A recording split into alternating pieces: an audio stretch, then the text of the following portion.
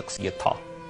ये किस कदर अमीर और बासर शख्स था, इसका अंदाजा आप 2-3 मिसालों से लगा लीजिए।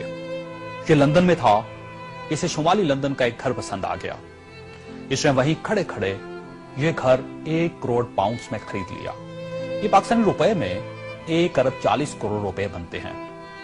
इसने 2009 में मॉन्टे कार्लो में अपनी 37वीं सालगिरह मनाई।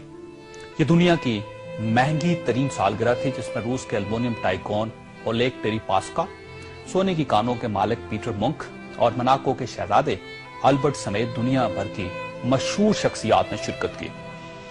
ये पेंटिंग खरीदने का शौकीन था। इसके पास अरबों डॉलर के शाहपारे थे और ये तमाम शाहपारे इसके महलात में लगे थे। इसे 2006 में इजरायली अदाकारा ऑर्ली वेंसमैन अच्छी लग गई, तो इसने उसके गिर्द दौलत के अंबार लगा दिए। चुनांचे ये इसकी गर्लफ्रेंड बन गई और ये दुनिया की महंगी तरीन गर्लफ्रेंड थी। बरतानवी वज़ीर-ए-आज़म टोनी ब्लेयर इसे अपना जाती दोस्त कहता था और इस पर 10 डाउनिंग स्ट्रीट के दरवाजे हर वक्त खुले रहते थे। बरतानवी शाही खानदान ने इसे कई बार बकिंगम पैलेस और विंडसर कासल में लंच और डिनर दिए थे। ये लंदन और पेरिस में प्ले बॉय की जिंदगी गुजारता था और इसे दुनिया जहान के कानून तोड़कर बहुत खुशी होती थी। इसने एक बार पेरिस की शांज़-एलीज़े पर 120 किलोमीटर की रफ्तार से गाड़ी चलाकर पूरी यूरोपीय दुनिया को हैरान कर दिया और पेरिस की सिटी हुकूमत कोशिश के बावजूद इसका चालान न कर सकी। ये लीबिया की इन्वेस्टमेंट अथॉरिटी का सरबराह भी था और यह अथॉरिटी दुनिया के किसी भी मुल्क में किसी भी वक्त $10 बिलियन तक की सरमायाकारी कर सकती थी और यह एक बहुत बड़ा इस्तेहकाक था। इस शख्स का नाम नाज़रीन सैफुल इस्लाम है और ये लीबिया के साबिक हुक्मरान कर्नल कज़ाफी का बेटा है।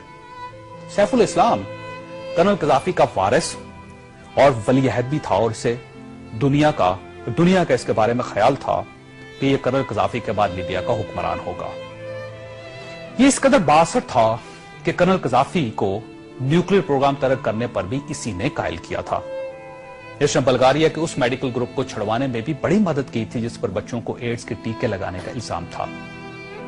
बर्लिन नाइट क्लब और लाकरोबी धमाके के मुतासिरीन को मुआवजा भी इसी के हुक्म से जारी हुआ था। अब मैं आपको इसकी ताजा तरीन तस्वीरें दिखाना चाहता हूं। ये सैफुल इस्लाम 3 माह पहले लीबिया के छोटे से कस्बे अबारी में छुप गया। ये 2 दिन पहले 19 नवंबर को कस्बे के एक ऐसे कमरे से बरामद हुआ जिसमें बाथरूम तक नहीं था और ये बदबूदार पुराने कंबल में लिपटा था। इसकी उंगलियों पर प्लस्तर चढ़ा हुआ था और यह प्लस्तर भी इसने खुद चढ़ाया था क्योंकि इसे डॉक्टर तक की सहूलत हासिल नहीं थी। ये सैफुल इस्लाम इस वक्त लीबिया की मौजूदा हुकूमत के कब्जे में है और पूरी दुनिया में कोई शख्स इस शख्स को पनाह देने के लिए तैयार नहीं जो 3 माह पहले तक मलका बरतानिया का शाही मेहमान बनता था और टोनी ब्लेयर इसे माय फ्रेंड कहता था और पेरिस की कंपनियां इसके लिए खसूसी खुशबू इजाद करती थी।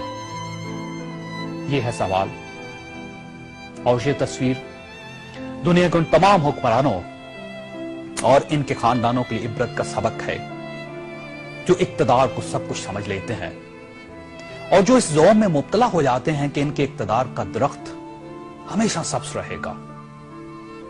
ये तस्वीर दुनिया भर के हुक्मरानों से चीख चीख कर कह रही है कि जो हुक्मरान आवाम का एतमाद खो देते हैं उनका ये इंजाम होता है।